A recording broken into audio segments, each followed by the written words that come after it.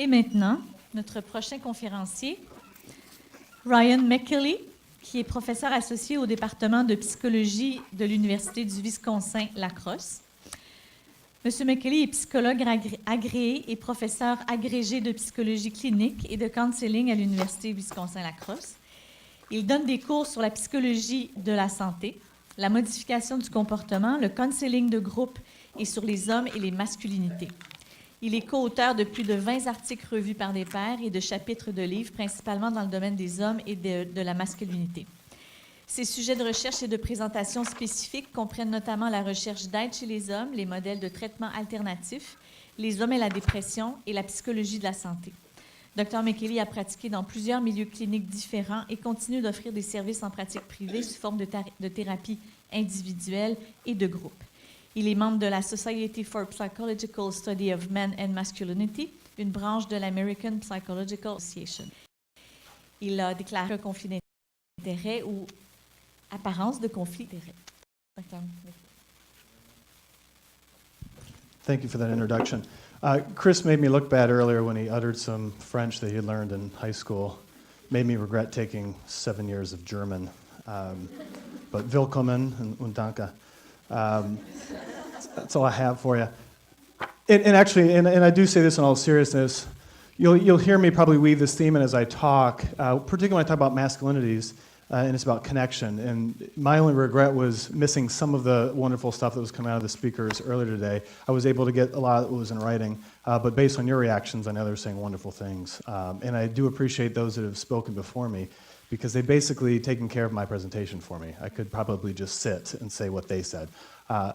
But it did shift a little bit of how I'm going to present this. I am going, because they've already laid the stage for a lot of what I was going to say, at least for the first third. I'm going to speed through some of that because you have that reference material. And it sounded like, based on the questions that folks had a couple speakers ago after Chris was talking, that there's some energy to discuss some of this stuff. And so I'm going to try to block a little bit more time, perhaps, than I usually allow to talk, because I'll talk for hours, unless if I give myself permission to. Before I get started, I usually, I'm a data nerd. It's hard to find an academic who isn't. I'm also a human, and I love stories. And when I teach about this stuff to academic audiences, professional audiences, or even public audiences, I do try to tell stories to help highlight the data. And I wanted to start with, not this one. I think this one's interesting, though, because I wish there was some financial conflict of interest, but it's very hard to get funding for masculinity. So here's really where I was going to start. Give you a second here. So I thought that if I just got big enough, put on enough mass, I would feel better about myself, have more self-esteem. But the opposite happened. The shell simply grew, and I noticed a bigger gap between who I saw on the inside and who others saw on the outside. This came from a client of mine in a men's therapy group. At the time, he was in his early 30s. Probably weighed about, he actually told me, he weighed about 135 kilograms during competition time. He was a bodybuilder. He was just a little taller than I am. He was a giant by any objective standards. He was born into a poor family in urban Milwaukee, and he was biracial. So his father was African American, his mother was white European American, and he was very thin and scrawny growing up. He was bullied. He was a victim of racism. He went through a lot of experiences growing up as small and being victimized. And so he started doing bodybuilding right around when he was a young adult, about 19, and now is doing amateur competitions. But I think his experience speaks volumes for that conflict that some men, not all men, obviously, and boys experience about what they think they need. And then he's an example of one who achieved it physically. And the irony for him through therapy was that the bigger he got, the more distance it actually put between him, because people perceived him as threatening. And so here he was wanting connection and wanting to have more intimate relationships, and he was having trouble doing so. The story ends really well later. So I'm going to talk a little bit about men's body image as a problem. You all know this or you wouldn't be here, and that's some other gratitude aside from the organizers and ProfIL and Extenso. Thank you all for taking the time to do this. Thank you all for tuning in as well. I'm heartened every time I go out in the last 10 years doing these types of things. The crowd grows a little bit every time. And so it means a great deal to me that you're all interested in enhancing your clinical work or your academic work in engaging boys and men, and in this case, particularly around body image. But I'll focus most of my stuff on the strategies to engage men. So we're going to talk a little bit about setting the stage, some of the pressures. We've talked about that already with other speakers. And I'm going to talk more specifically about maybe non-traditional clinical encounters or little twists that maybe we can make clinically to our traditional encounters, and that's really going to be the bulk of this stuff. I made a pledge to myself many years ago. Whenever I talk about masculinity, I always show this slide, no matter what the topic is, and I think some of you have a good sense of this. Thank you. Gilbert and Scher wrote a textbook on, it was one of the first textbooks on gender psychology many years ago. And they had this idea of the iron rule of gender differences in research. As Gillet alluded to this earlier when he was talking about the Mars versus Venus thing that the public seems obsessed with, gender difference research gets headlines. It gets people excited. And yet, when you look at all the studies done on gender differences, there was a mega-analysis published last spring. So most people are familiar with a meta-analysis. So you're collecting all these studies and looking at a phenomenon, and you're seeing the total effect. Well, a mega-analysis is a meta-analysis of meta-analyses. All right, so this is like, I forget, there might have been about 1.3 million participants in this set, and they were looking at all the research on gender differences. In about 92 to 95% of the studies, there were no gender differences. And the ones that did have them, even if they were statistically significant, it didn't always mean they were clinically significant. So does it mean much that I might, as a male, be able to rotate a 3D image in my head a little faster than average? Right? What it was the practical significance, I don't know. But the point is we get really excited about that. But that's not what makes me excited about doing this research and clinical work. The iron rule is within group variability is often greater than between group variability. So while men and women may have some slight differences on average, there's a much bigger difference between this male on this curve and this male. Right, and so when I'm working with men, and I am going to be talking about norms and group averages, I really encourage folks to think they help as a starting point, but we really do have to understand all those intersections and how different this one client or patient may be from another. The other is beware the biases. We all have them. They're shortcuts. It's a side effect of having a giant forebrain. I'll point out, too, when we talk about masculinity, because we've had some discussions in here today about hegemonic masculinity and positive masculinities and where do these things fit. Oftentimes with gender, though, we tend to apply these biases. We don't always check ourselves. Attentional bias is a good one. We can call it confirmation bias. It goes by several different names. But if I see a young adolescent male maybe make a cat call on the street to a woman passing by, I might say to myself, typical guy. Ignoring the fact that I just saw 200 other boys or men walk by and not do that same cat call. And so sometimes we end up looking for differences that will confirm what we've heard, and then we miss all that richness that's happening in between. And that can come to the detriment of some of the men and boys that we're working with.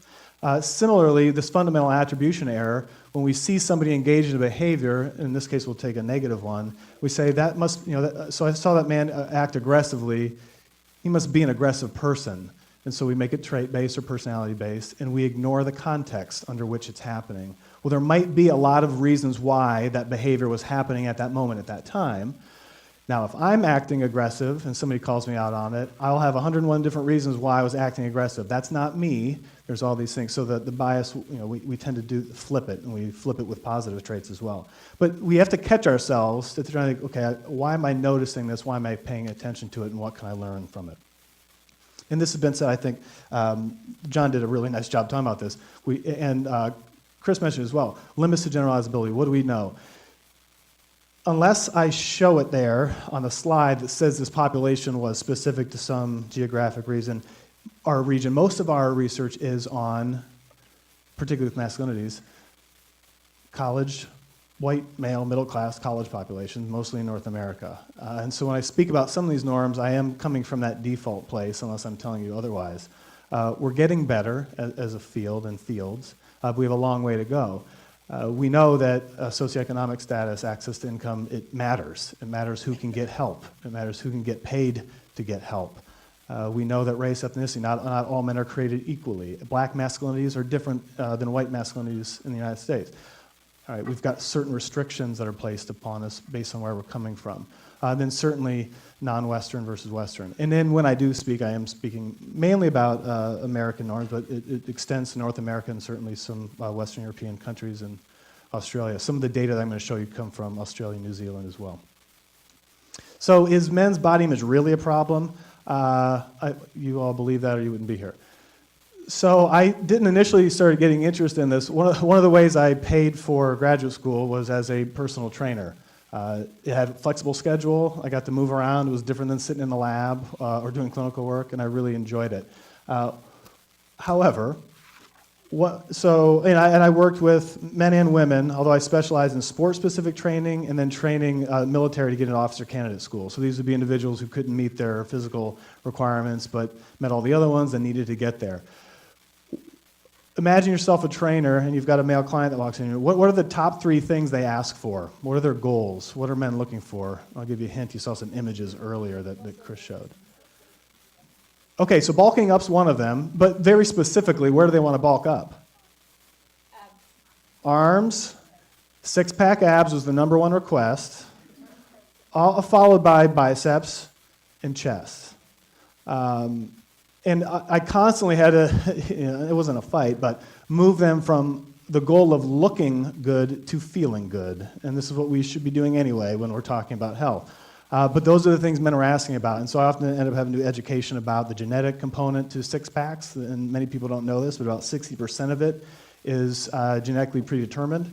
So unless you're under essential body fat weight, and we're saying like 5%, it doesn't matter how many sit-ups you do or crunches you do. If your connective tissue isn't wired that way, you're not going to get that 6-pack.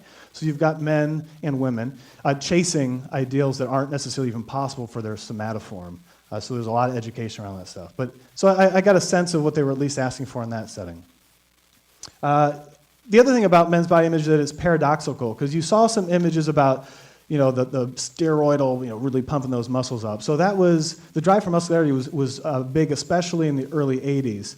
But we've added an additional challenge for men, and it's the drive towards leanness. Not thinness, but leanness.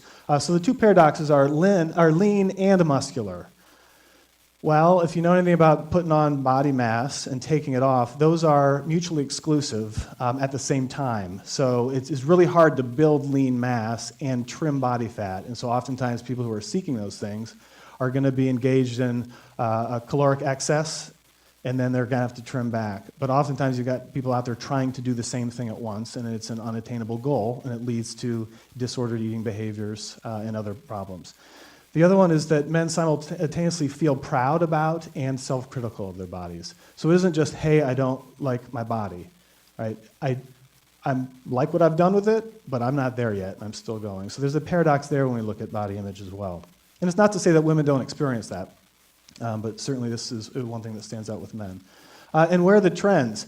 We know now that, this was a study done in the UK, or at least one of these was, almost half of men are dissatisfied with their bodies. These are rates that we've seen in the literature for women for a long time. Adolescent college samples, you can see anywhere from 1/3 to 2/3 of normal weight males. So we're looking at BMI here. We don't necessarily have body fat indices. But they perceive themselves as underweight and report a desire to increase their muscle mass. You heard this before with McCreary studies. So it's there, it's very real. And when you look at the group that's most dissatisfied, it tends to be the dad bods. So I was very heartened to see this new form that I hadn't heard before. But you see it's men, middle-aged men, right, in their kind of mid-30s, 40s, 50s. Where does it come from? Women's studies, media studies scholars, and part of this has come out of the women's movement. They've been researching this for a really long time. They've got all the answers there. The beauty is we can take those same methodologies and apply them, and we do and we have, and we can see what's happening in the way we present men publicly. Now, men often, historically, if you look at old advertising, you'd see them holding the product, they'd be looking you directly in the eye, buy this, or do whatever norms they have. Now they're less likely to even be represented, and I'll show you some examples. Body parts now are more sexualized than they were in the 70s. We went from 3% of male models undressed in the 50s to 1/3 of them in the 90s, and I'm willing to bet it's even higher now. When you look at the types of representations, erotic male is the largest category in men's magazines. You've seen some of those in the representations through earlier presentations. Even models gaze. So we've looked at this with women's representation. They used to look at the camera. Men used to look at the camera. They no longer do, and I'll show you examples of this. All right, so we further reduced them from individuals that we're kind of interacting with on paper to they're just bodies represented. All right. We still have a head in this one. All right. Oh, and I don't have a slide for this, but we were talking about men's bodies and men's real bodies. I do have a slide later about it. I don't even talk about body hair, but try to find representations of modern advertising with men with body hair, with the exception of John Hamm's photo up there with the dad bod, evidently.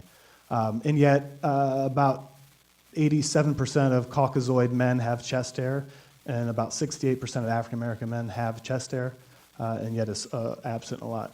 This one doesn't really even have a head, and I'm not sure what Scrabble has to do with penis, but full metal packet. Now we don't even have a neck. Now we're just torso. Here's for men's cologne. We've seen these before. We've been doing it to women for a long time. We're doing it to men. You see the gaze? Now these are just upper bodies. No one's looking at the camera. Some of you may have seen this. This was Charles Atlas. This, back when people would look at something for longer than 2 seconds, there was a lot of ad print on here. So this is a story about this wimp who got beat up at the beach and then did Charles Atlas fitness stuff and now went back and beat up the bully, which launched a new generation of bodybuilding. And then contrast that with, well, we know what the message here is. Right? This is ABB is a supplement maker. You fail to live up to the ideal. So what's this cost us? All right, men who are most dissatisfied with muscle size and shape. All right, not so much weight. And when you ask them about it, it's the upper torso, and they call it the lollipop effect. So you get these guys doing all this bodybuilding and these tiny little legs. All right, stuck like a lollipop. And some of you have probably heard the term bigorexia, and I don't want to draw too many parallels to anorexia because they are not the same, but the part that they share often is body dysmorphia. So no matter how much mass an individual might put on, there's still that internal representation of their body that is different. And then they go to extremes to get there. The client that I was talking about earlier used to set an alarm every 3 hours at night so he would get up and eat chicken breast that he prepared the night before to make sure he was getting enough protein for protein synthesis. I said the irony is your body needs to be sleeping for that to happen, but here he was waking up to make sure. And that's an example of some of the behaviors that can occur as a result of this. We know this from women. Viewing and purchasing, so those who spend more time consuming media images tend to have and report greater body dissatisfaction. We also know this with sports we call the aesthetic of sports, or those that are associated with low body weight. So wrestlers, jockeys have at a higher risk for suffering from some of the disorders, or the symptoms of, or even the diagnoses of our traditional eating disorders. So you've heard McCreary's stuff on drive for muscularity. We do know there's correlations. Folks who are striving for it tend to have lower self-esteem overall, higher depression, isolation, greater risk of steroid abuse. And it seems to be, since McCreary's been looking at it, and there's others now too, Mike Parents did an example, they're starting to see an increase in the prevalence rates of this drive for muscularity as they've been using that particular scale. And we know that men are starting to experience and express shame for their real bodies. Question came up earlier. Why is this a problem? Well, men who are uncomfortable with their bodies, it tends to be correlated with taking riskier sexual behavior, which includes over-consuming substances, right, and making choices they might otherwise make. Someone asked earlier, what's the role, in women in some cases in supporting some of these norms? There was a study done in Australia and New Zealand where they looked at men about 18 to mid-20s about their bodies and then how they think about and communicate those with sexual encounters. And 60% of that sample had apologized for body hair prior to a sexual encounter with, in this case it was a heterosexual sample, with a woman. And when they asked the women in that sample, a full quarter of them had asked their sexual partner to do some manscaping. All right, so there is a role. I mean, there are people saying, yes, I want this. And then we have to ask, well, why do they want this? They wouldn't have wanted this 40 years ago in the 70s when hair was coming out of all places in advertisement. Right, but we do have to understand how that, we're all bathed in this, and it does impact us in multiple ways. How does it impact domestic, at least in the United States, and racial and ethnic minorities? We see similar levels in boys across some of those racial and ethnic groups. Here's one of college-age men. No main differences with white and Asian. Latinos tend to be less concerned historically, although anyone who follows Latino adolescent girls, it's been on the rise the more they've been exposed to Western ideals, particularly those that come from children of immigrant families. And then historically in the United States, African-American ideal body size is larger and less important than European American. Cross-culturally, there was a series of studies done on Taiwanese men, so Pope and Gray have done several of these. Tended to be, now when they did this first sample, they found these. More satisfied, lower use of steroids, and at that time there were no Taiwanese magazines for bodybuilding. They went back, I think it was about 5 years later. In that 5 years, 4 different men's magazines had been produced that weren't there when they first collected their data, and guess what they found? There was an increase in body dissatisfaction. Now, cause and effect, who knows? But at least there was some reflection that they were paying attention to things that perhaps they weren't before because they weren't exposed to it. Ugandans rated a thinner male figure as more attractive than British subjects, and Chinese men wished to be taller and possess more upper body strength, likely due to exposure to Western media. And so the research is happening out there, and I do want to pay homage to folks that are doing that stuff. All right, what are boys saying? When we talk about some of the negative aspects of masculinity, the fear of femininity and the homophobia or the anti-femininity, this was a study done asking adolescent boys about body image and how they talk about body image and these types of things. They say that's not something we do. They admitted to having body image concerns, but they said, there's no way I was going to share that with other individuals. These are some quotes. You're on your own, really. You're a bit of a girl if you talk about that body image stuff. This is a high school, 10th grade. You don't have to be gay, but you can appear it if you did that. We don't talk about looks. We talk about, oh yeah, that's a pretty good hat. Or, that's a pretty cool hat. How much did that set you back? But you don't actually talk about how guys look. And this highlights too, we as a public, we tend to confuse sexual orientation and gender identity, and certainly high school boys are going to do that, and it gets things tangled up, right? And people get confused about what this stuff really means. But what they do understand, no matter what, is that this is not an okay place to go, and if I go there, there might be some social consequences to it. You've heard the term vulnerability already today. One of my areas of research, I'm interested in biofeedback and the physiological experience of things. Part of that came from working in a pain clinic and learning ways to treat chronic pain. There's a stereotype out there that men and women are different with their emotional experiences. And so women are believed to be more emotional than men. And while that may be true in certain contexts with the expression of emotion, it turns out when you can measure, when you try to measure the internal experience, those gender differences kind of disappear. So men may say, no, I'm not feeling that, but when you look at their heart rate variability, the beat-to-beat changes in their heart that are correlated with certain emotional states, when you measure their skin conductance, so how much they're sweating, you measure other type of autonomic nervous system reactions to stress that we have a very hard time controlling, our bodies often tell us a different story. And that stuff's relevant, particularly when I talk later about some potential interventions with men. All right, so when you look at the data, it turns out, wow, we're probably not that different. We feel these things on the inside, but those contexts under which we choose to express them may be different. I will set up this next clip just because it's kind of a humorous way to look at this. I don't watch the sitcom or the cartoon King of the Hill. Have many people heard of that? It was really big in the United States, probably in the early 2000s. But there's a particular clip where the young woman in it just broke up with her boyfriend and is seeking some comfort from her uncle Hank, whom she lives with. This week, 12 5-pound bags of gourmet chocolates for $10. That's Buckley's section.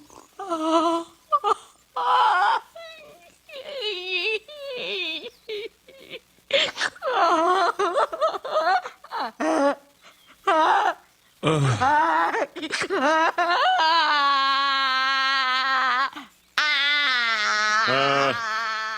look pretty.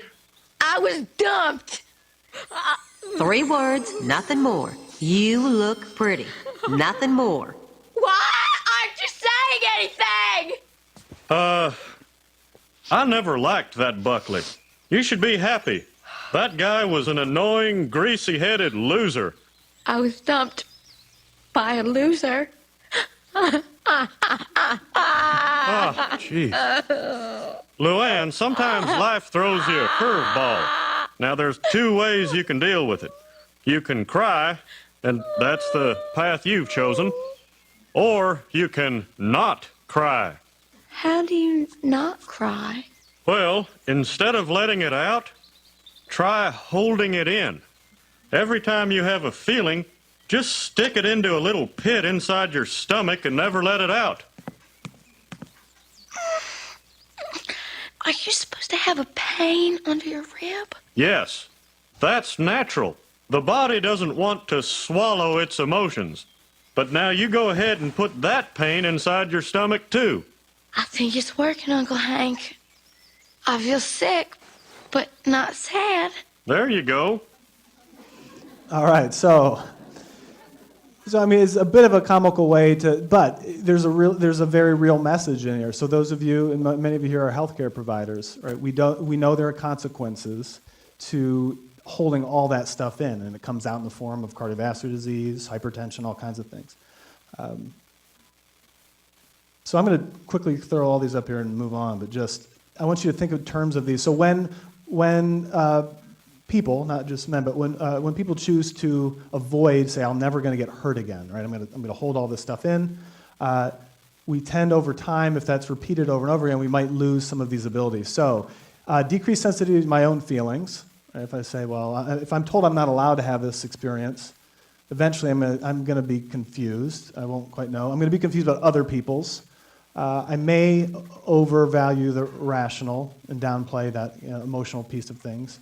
I may mask or disguise my feelings because I don't want to be perceived as weak or vulnerable. And yet these are all things that are absolutely critical to meaningful human connections. And so oftentimes these folks then don't have those intimate emotional connections that they need in times of support. And then it leads to an increase of numbing activities. This is relevant for binge eating disorder, for example, or even bulimia. So if somebody's overwhelmed by some emotional experience and they find some temporary relief in the purging activity or in the consumption of food, in this case, I think we'll throw that under here, addictive substances, that we know that those lead to significant problems. And so my goal, at least as a clinician, is to find or help boys and men find additional ways to connect, both connect internally and then externally as well. All right, so I'll start here. We know generally for inpatient outcomes, they are pretty similar for men and women, right? We've got the data on CBT and motivational interviewing and some of the behavioral interventions for eating disorder. It tends to work. However, when you look at the research, low samples of men, so we might have some power issues. We talked about this earlier. There are few, far between programs that are designed specifically for men, so oftentimes male patients will be in residential treatment settings with predominantly women, although that has been shifting over the decades too. So I always encourage folks to recognize some of the unique needs. It might be harder to distinguish overeating and binge eating in males because there might be a number of different contextual reasons why they're consuming the types of calories they are. It might be tied to expectations of athletic performance or sport. It might be that they just have more lean mass that requires a little more caloric intake. So we have to be a little more sensitive to trying to figure out where's the line there that's becoming a problem. When you look at the symptom profiles, men are less likely to induce vomiting, but they're more likely to overexercise. So maybe we want to cue into what are some of those markers. They tend to focus less on scale weight loss and more on leanness and muscularity. So you're going to look at a little more than just what's going on the dial on that scale. And I mentioned this earlier that the preoccupation tends to be shape-based instead of weight-based. no, it's not to say it's not happening with women, but certainly Pope and Olivardi have done a series of studies that have shown that. And then if you just measure awareness, right, they're not, they haven't necessarily been socialized. They might not have had the conversations with caregivers and friends about disordered eating behaviors and attitudes. And so that's a part of the issue too. Or they even know that they're engaging in these behaviors, or they somehow seen as normative. They may not, because they may not even have the conversation about them. A couple other biases, and some of these came out in the presentations earlier. How are we as providers thinking about men who are experiencing symptoms of disordered eating? All right. Well, these are some of the things some providers might say. Well, the presence of men will upset female participants for whatever reason. Men might lack the emotional skills necessary for therapy. We have that argument that in some cases therapy, the expectations of traditional face-to-face therapy might be antithetical to the way that some boys and men have been raised to interact socially. And so you might say, they can't do this anyway. What do our facilities look like? Are they welcoming places or not? We were talking about this at lunch. What types of magazines are around? What type of artwork do you have around? What type of activities are around? Are they gender inclusive? Look at the physical environment. Our staff, now you all are doing this, but are there training opportunities for staff to learn about men's issues specifically to eating disorders or men's issues broadly in the health field? So to think about how we even plan as facilities to allow people to learn these skills. All right. Here's my other caveat. And my psychology colleagues, I'm probably not supposed to say this out loud. As a profession, we have a problem. We have two problems. One is replication. We need to be doing more replication. The other is we sometimes oversell findings from studies. And so I want to be very clear, since many of you will come from disciplines that are, and from healthcare models that say we need empirically supported treatments before we can implement these. Some of what I'm going to talk about has some empirical, but there's not a lot of research out there on, we're not doing a randomized controlled trials on male-friendly therapy. It just hasn't happened yet. However, there are other ways to look at clinical impact and evidence-based, or EBT there. So, in the absence of having empirical support for some of this stuff, see what works with your patients and your clients. If it doesn't work, try something different. If it does, keep working on it. And I ask all of us to, self-included, to be patient. There are a lot of people who are interested in this work and moving towards it, but there isn't a lot out there at this stage. What are some just basic things for the initial consultation? It was happenstance that where I ended up for graduate work, I was taught about this model of gender-aware therapy. And the way it works for me is I assume people come in with some sort of gender identity. That's a way that they've interacted with the world their entire lives. People have made assumptions about them based on that. And so I use that as a framework to think, how might that influence the way that they're interacting in the world, and how might that influence the way they're going to interact with me in that therapeutic session. Bless you. And so that it's in it. If anything, this creates, or I hope helps create empathy for clients instead of maybe jumping to some conclusions about things. Question came up earlier about what role. So the man, I think it was the mantherapy.org. What role does that have, or how do you? And I can tell you my personal response is I'm deeply ambivalent about it. Because it might work. I bet it does work. It does work for some people. So who am I to say one particular way is the right way that all men should respond to? That's not fair. And we don't have the data to support that anyway. So I would make the argument, let's try things, and if there's a thing here that works for a subset of men, let's meet them where they're at, instead of trying to say they must be ready for this type of intervention. And I think this idea of using some of the positive aspects of masculinity, courage, although it doesn't have to be gendered, it tends to be when you ask people to word associate. That's one of the first things I do. If a client calls me either on the phone or the first time they show up in a session, and it's genuine, I don't make this stuff up, I say, this is incredible that you did this, right? Not everybody would. I know a lot of guys who don't have the courage, to say this, and I realize this might be the last resort for you. You may have tried a bunch of other things, and you were waiting to do this. And I appreciate you doing this. And they need to hear that this was a good choice, potentially. Social norming, social referencing. There are plenty of men who seek help. The question earlier said, well, if all these things about men are bad, how can anybody want to work with men? working with men has radically changed the way I think, of how I live my life. I've learned a lot from men who have taken the courage to do this type of stuff.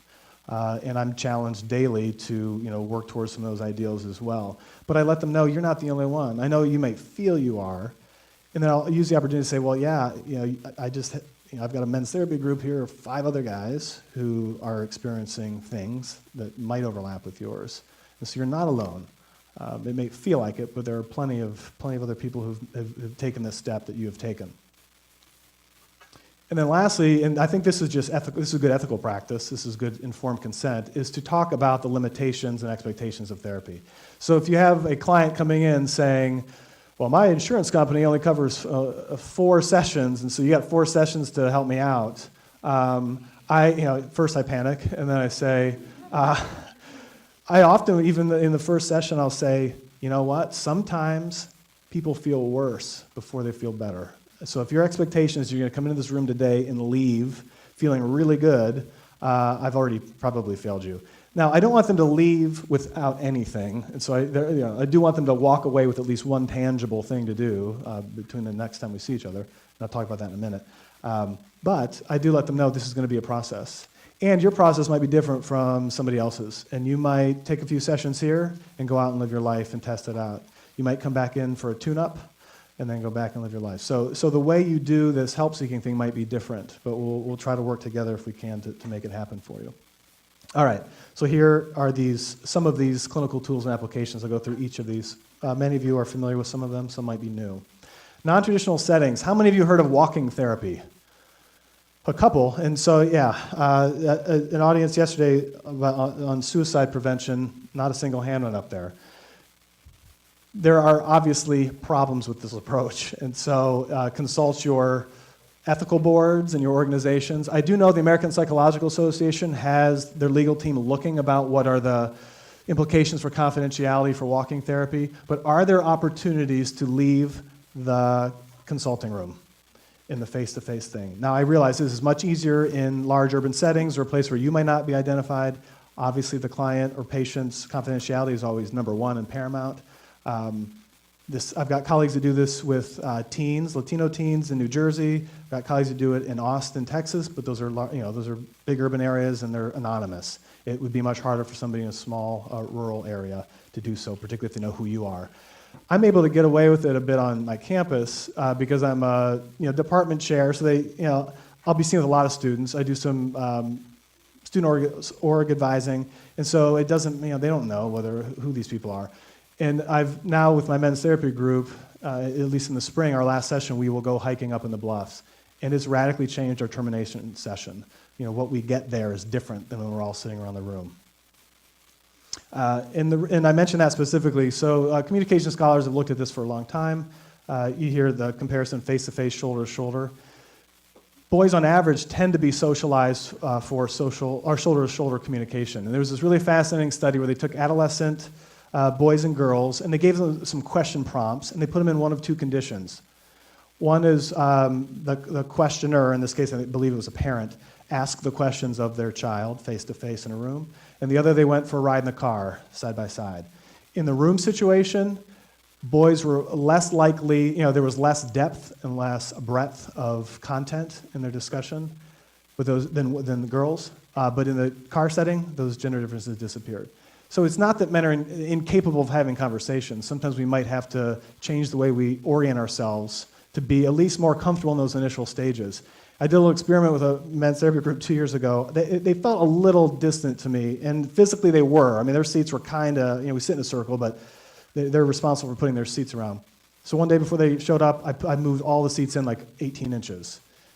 And for the first 5 minutes of therapy, people were kind of squirmy, and there was this palpable difference. And one guy actually, I saw he pushed his chair back. I said, what just happened right there? He's like, I feel uncomfortable, and then we had this really good discussion about the influence of the environment on it. So men are not incapable of communicating. We might have to move and work with them where they're at. If the ultimate goal is to get them face-to-face, sure, we can get them there. But let's at least consider if there's other ways that we can get them there rather than asking of the initial consultation. Therapeutic assessment. How many people have used or heard of this? So it was developed by a researcher at the University of Texas at Austin, probably now 20 years ago, by the name of Stephen Finn. I've used it occasionally with really good results with men. So many of you have given clients and patients assessment instruments. They fill out these batteries, and then we get these scores, and we say, well, you are above the threshold here, so you meet the criteria for this. How many of you have ever sat down with them after that and said, let's walk through these questions. I want to hear what was going on inside your head as you were completing this questionnaire. I've learned so much by doing that. I've learned a lot more complexity. Well, I wanted to answer this way because, or I answered this way because, and then I got a lot more nuance as to what informed those. So it's, once again, that's another way to get data information. And it's structured, right? It's got the question, you went through this, what were you thinking? Or what were you feeling? Or both, or whatever it might be. Just something to consider. You don't have to do it, obviously, with all assessments, but there might be some assessments out there that you might find value in getting a little bit more richness other than just what the scale scores tell you. The other is include validated instruments that have been used for men. So drive muscularity scale. Not all these have necessarily been validated clinically, but these are a few. There are other ones. You'll hear about more, but I just left those up there for reference. Because one of the arguments was the way we were assessing it 30 years ago wasn't necessarily speaking to men's experience with body dissatisfaction. The use of self, and I'm always somewhat hesitant to this. So self-disclosure in some therapeutic modalities is like a no-no. Like I had supervisors who say, you don't do that. Or you're objective, you stay blank slate. And I've had others, primarily from feminist multicultural orientations, that say, are you kidding me? You're a human being. You're in the room. They know you're in the room. We don't have to be quite so blank slate. And so think about how can a provider do this? And the concept is called sitting forward, right? I'll give you an example. Early on in my clinical training, one of my supervisors was watching a recording of me in a session, and the client had said something that was really kind of emotionally, it was just hard to hear. And I was just like, poker face. And she paused and she said, what were you thinking right there? She's like, and who is that in the room? Because that's not the Ryan I know from interacting with you. And I said, well, I'm not supposed to react. And she's like, well, why not? And so I have figured a way over the years to allow myself to be more human in the consulting room. If I'm expecting men to learn how to express emotions differently, and I'm not able to model it at least somehow, then I'm doing a great disservice to them. Does that mean I bring my own shit in the room? Absolutely not. Right? We know that ethically is not a good thing. You don't put your burdens on your clients. But are there opportunities to be a little more connected to our clients? And that's this idea about using self-disclosure appropriately to reduce the shame. So how can we model as clinicians and providers what this might look like in a healthy way? We know CBT works for a lot of things. If we're arguing that men are socialized to be rational, why not use that rational self to help understand their thoughts and feelings? And I talked about it with my clients about if you're not ready to feel about feelings, let's start with thinking about feelings. And so we'll at least that'll be our bridge, and we'll start there, and then we'll eventually get into the feeling about feelings piece. So let's use some of those cognitive styles. We can learn a lot about them. Certainly we have a role to help challenge distortions. Body size are great ones. We should be asking people to go out and test these hypotheses. Right? I feel like everybody's going to pay attention to me if I wear this T-shirt that shows my arm. All right, well, next week wear a T-shirt that shows your arm, and I want you to record all the time somebody makes a comment about your arm. Usually it comes back 0. But we need them to be doing things to test some of these hypotheses and challenge them. As I mentioned earlier, for me, it's moving from the body to biopsychosocial. If they don't have the vocabulary to describe their inner emotional experience, many of them have the vocabulary to describe their physiological one, so let's just meet them there. And so if they can't answer the question, this is my favorite. So if you ask them, what were you feeling? I don't know. I had a really talented supervisor years ago say, don't ever accept that from any client. And now I never do. I say, I get that you don't know. Imagine if you did know.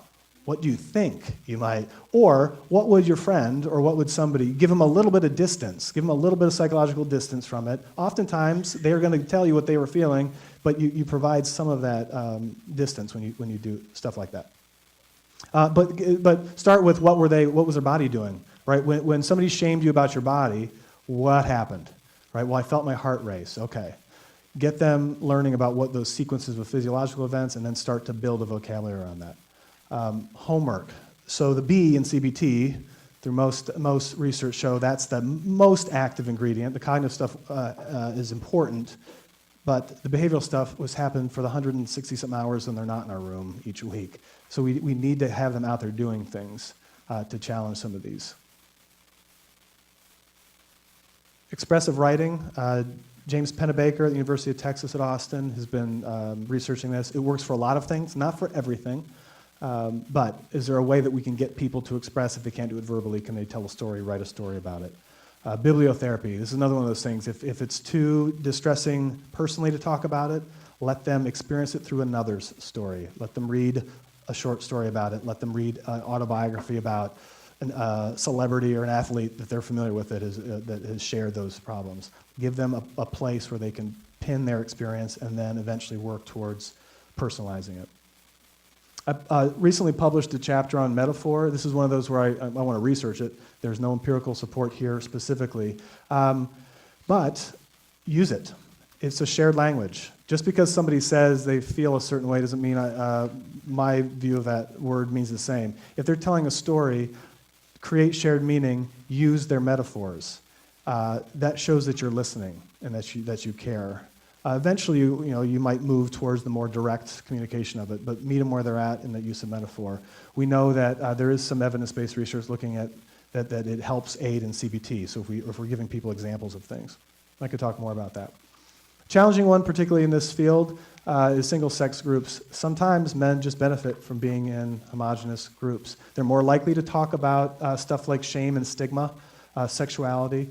And I know this is challenging for female colleagues of mine. I say, well, yeah, and it doesn't mean, obviously, that you can't be effective with them, but there are just some things that, and I'm doing a study now. We've been to 20 universities doing focus group interviews. I have 2 colleagues, one male identified, one female identified, and we're asking straight white men about how they view themselves as diverse individuals and what role they play or not in social justice. And then we're interviewing sexual minorities, racial ethnic minorities, asking them the same questions about what they expect. As we're doing the content analysis, we're finding that men's responses when it's just me or my male colleague in the room are categorically different than some of what comes out of the mouth when my female colleague is doing it. Right? They're more likely to say sexist things when it's another male. And so it's important because I then get to challenge those things. Some of those things might not come up in other settings, and so it helps, perhaps. And the other thing, we talk about how can we use positive masculinity. One of the things in the literature for those that study positive masculinity, they have something called action empathy. Right? So I hear you're hurting, what can I do to help you? Right? That's something that men, on average, tend towards. Here's how I sell group therapy. I might have a client individually, and I'll say, you know what, you've done really well here. You've learned all you can. You've surpassed what I can help you with. But guess what? I got this group over here. You've learned a lot. You have the opportunity to help 5 more men, right? And maybe get some support. Right? So are there ways that we can structure interventions to help, allow them to help others? It's a lot easier to be a recipient of help when we're able to provide it to other people, or at least for some men. All right, thank you for listening.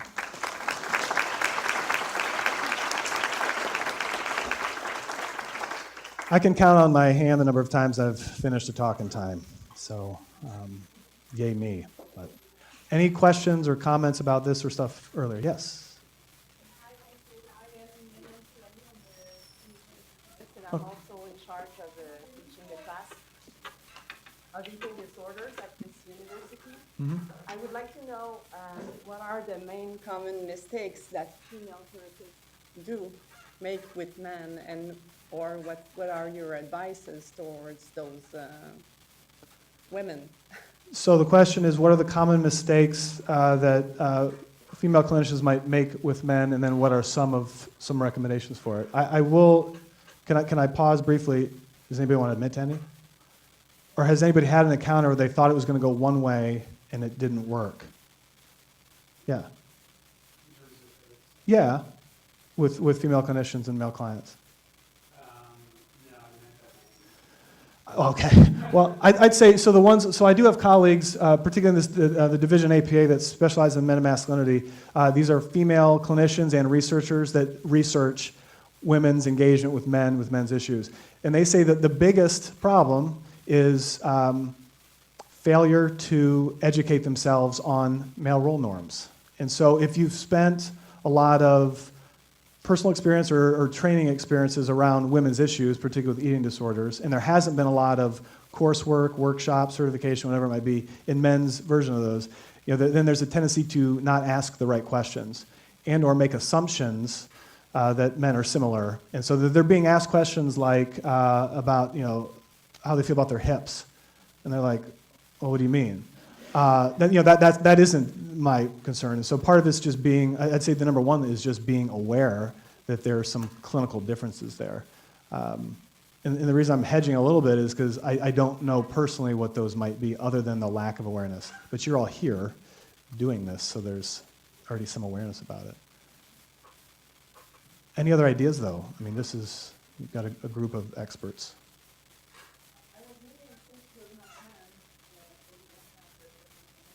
Yeah. Probably that we, besides not having sometimes not asking the right questions about, like, for example, ifs, but more in terms of how to talk with a man. Men know better than women how to talk with men. Okay. Oh, now you're making me think of a study that I did with fathers in therapy that might answer some of these. So we asked therapists what they thought men were good at, and we asked men what men thought they were good at. And humor. So humor didn't even show up in the top 5 variables that therapists said about men. And men said humor was their number one quality. And I think with clinical work is being, and I realize it's sometimes tough to do this, right? You're working with some very serious issues, but introducing some lightheartedness and humor in the therapeutic encounter can work. It can help disarm. And so if you sense opportunities for it, don't necessarily shy away from it. So use of humor is one that men have identified as important to them in those encounters, and it doesn't often get valued enough. I know that's not easy necessarily, right? You're not going to go in there and tell jokes. That's not going to work. It has to be specific to that client. And I did mention this about the metaphor piece, so I'd just give the example. I had a supervisor watch, this was another recording, and she stopped it and said, what are you doing there? He's storytelling. He's not answering the question you asked him. Next time you go in there, when he starts telling stories, stop and get him to focus. So I did that, and therapy came to an abrupt halt. And a couple sessions later, we both are like, this isn't working, I don't know what's going on. I thought, oh, wait a second, I changed what I was doing. And so this goes back to the idea of storytelling or metaphor. And so sometimes we're trained to say, well, they're giving all this extraneous information that isn't important. Well, it might be important, and to listen and allow a little bit more space. I know that's challenging in a healthcare setting when you've got, at least in the United States, where you've got billable targets, and you've got minimal time you can spend with people. But when you can create that time and space, allow that to happen.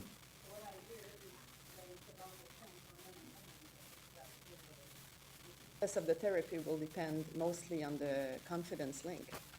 So humor makes confidence, and perceiving what's going on with our patient makes the link stronger. Sure, yeah. We have some skills and techniques that work. Mm-hmm. Research shows it, and we've got therapeutic rapport. And you need both. Techniques aren't going to work if you don't have that rapport. Thank you very much. Yeah, other. I have a question. Mm-hmm. When we use humor, I think it's a bit difficult because you want to give some power to the client, and then we may tend to do, jokes about masculinity, mm-hmm. like, reinforce the stereotype. So how to use humor in that case? So the question is how to use humor without reinforcing stereotypes about masculinity. That is a really good question, and I probably should have shared. If I'm going to use humor, I have a rule, or it's not going to come at the expense of somebody else. And so I tend to pull it back on me. I use a lot of self-deprecating humor. Now, some people can do that quite well. If it's not natural for you, don't do it. But that's kind of how I do it. I don't make it about the client. I don't make it about denigrating other people. I try to do it my way. And when I bring it back on myself, and this is where that self-disclosure piece, or self-involvement is another way to use it. That's another way to decrease that vertical relationship that Julia talked about, right? Make things more horizontal in the encounter when I allow myself to do that. Once again, I know it won't work for everybody, and one of the worst things that we can do is force a style of humor upon the encounter that's not going to. They'll sniff us out, right? They know when we're being inauthentic and disingenuous.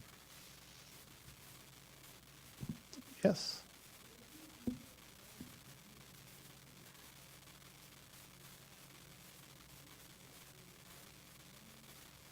Action, doing a workshop or doing anything. What's in their interest, actually, like electronics or something, like do something, and maybe they'll just open up with my wife thinks that, and blah blah blah.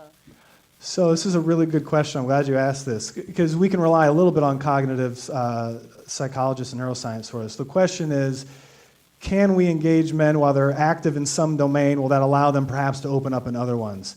Right? Does that kind of summarize it?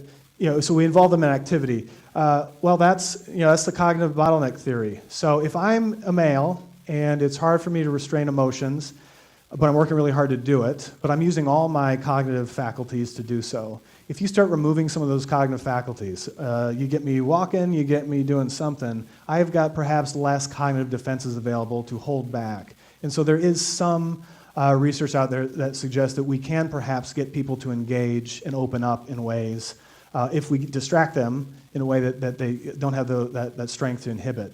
Now, there's certainly going to be limits to that, and it's not going to work in all cases at all time, and distraction entirely is obviously not a good thing either. But yeah, I do think engaging people in other ways can kind of loosen those defenses.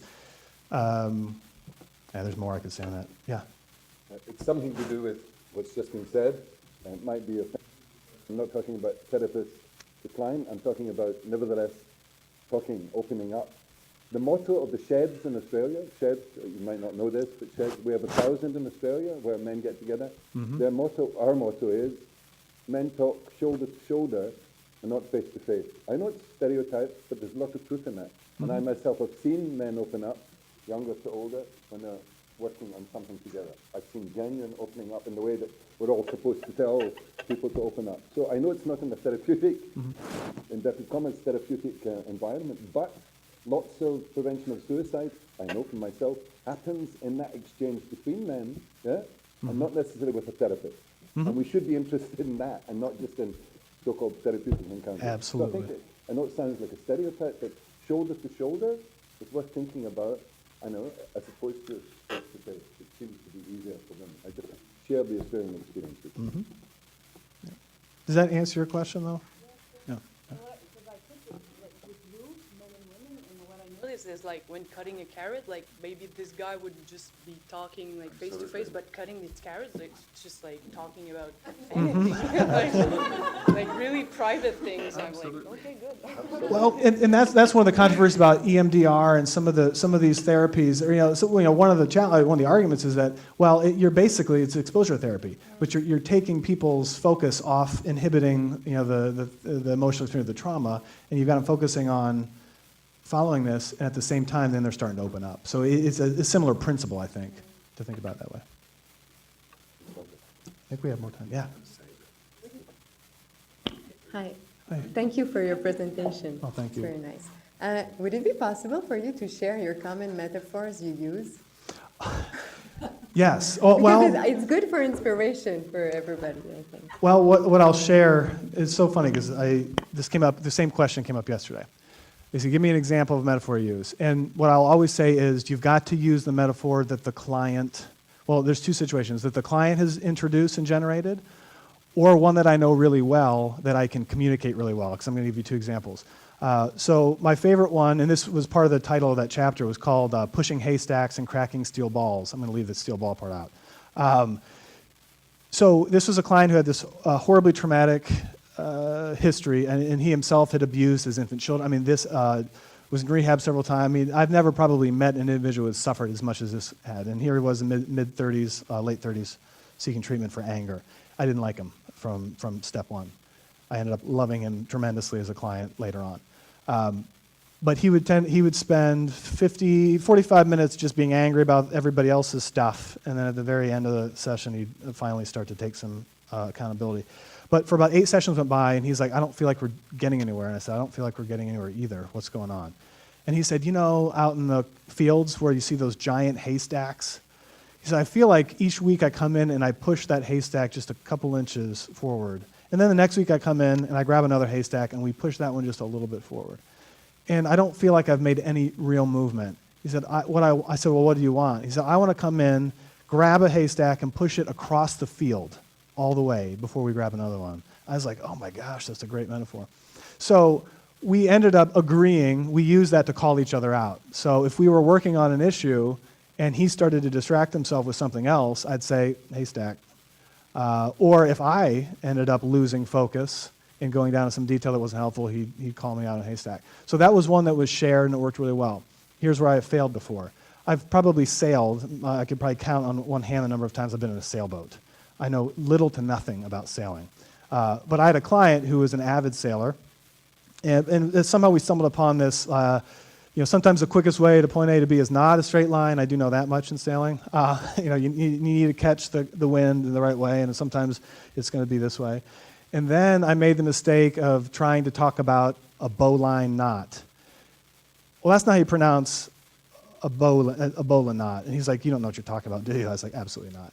Right? And so, now it was fine because I got a little bit of self-deprecating humor in there. But that was an example. I took this idea metaphor too far. Like I went beyond how I really and it just really was kind of off-putting to him. So I guess that's a long way to say, listen to the client, what are they using, and then make sure you understand that metaphor together.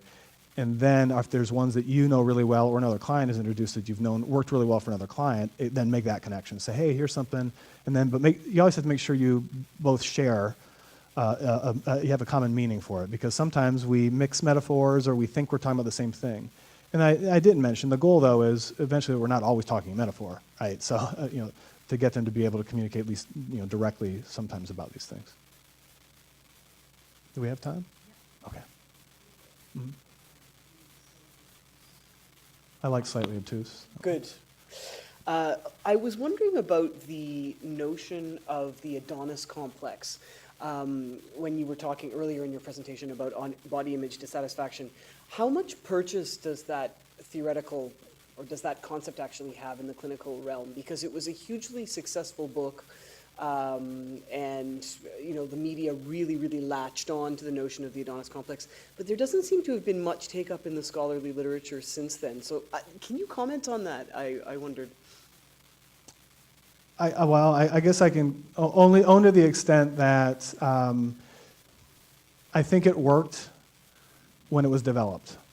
I think it was and it's easy for me to say this, right? In hindsight, you can look back and say, yeah, the cultural forces at the time, to have that figure as the kind of the ultimate achievement, but that's really not what it is anymore. So that was when I think it was more about body size, right, and being perceived as large, and there wasn't as much focus on leanness. Now, they call it swimmer chic, or there's a bunch of different names it goes by. But even if you look at the media represent, just the images that we see, you're not seeing men built like that. Well, even the image about the person, when we see those images, a lot of people are like kind of, that's not the ideal. And so I think now, I don't know that it works as well in that context because there's been a drive towards leanness. And so it's about being cut and fit looking and these types of things. Yeah. So I think it worked when it did, and perhaps there's other models. And the dad bod, like I mentioned earlier, is like, there's probably room for a lot of different models that aren't necessarily written about yet. D'autres questions? Thank you very much. Thank you so much McKelley. for your questions. Appreciate it.